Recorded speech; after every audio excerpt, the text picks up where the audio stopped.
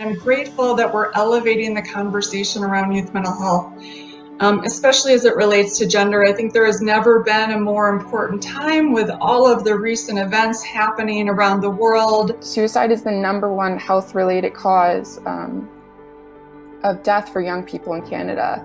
And this is something that we have the power to change. Within the UK, suicide is the biggest killer of those who are under the age of 35. From 2012 to 2018, there was an increase of 83% in the 10 to 24 age group category.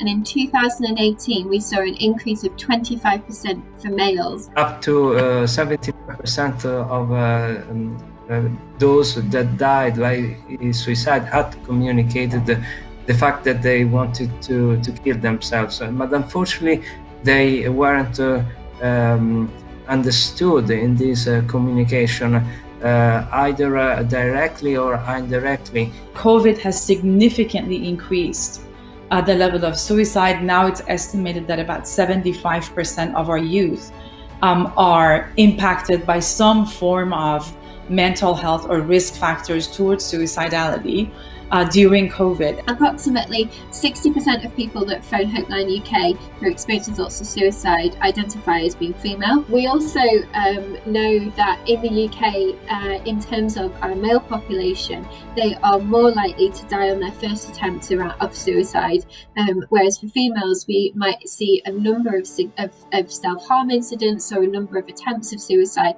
before they may eventually take their own life. You can see a difference between female and males.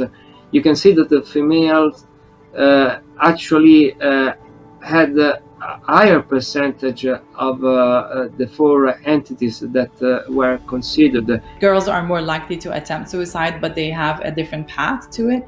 But boys are more likely to take their own lives more aggressively. We have to start studying difference. We do a ton of research and we don't look at the difference between males and females, and we really, if you're doing any research as it relates, really any research at all, if you can add that stratification and look at the differences so we can start learning. Suicide is really not a disease, it's an outcome. Still bringing the subject out in the open and more accessible to people, that will help, I think. Or when they hear the word suicide, people can often take a step back and not know what to say. Bear in mind the motto that suicide prevention is possible and is everybody's business. It's really important that we pay attention to the micro signs. And all of this has given rise to some very interesting technology solutions. And that's why I'm here today, to tell you it's important to open up about mental health